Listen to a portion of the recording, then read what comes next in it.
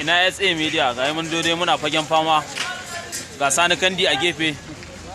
kun ga yadda kan na kalala ya kitso kun san alamun ba wasa kenan ga Sharifi can a bayan sai yana zuba alamun ba wasa kenan man Kandi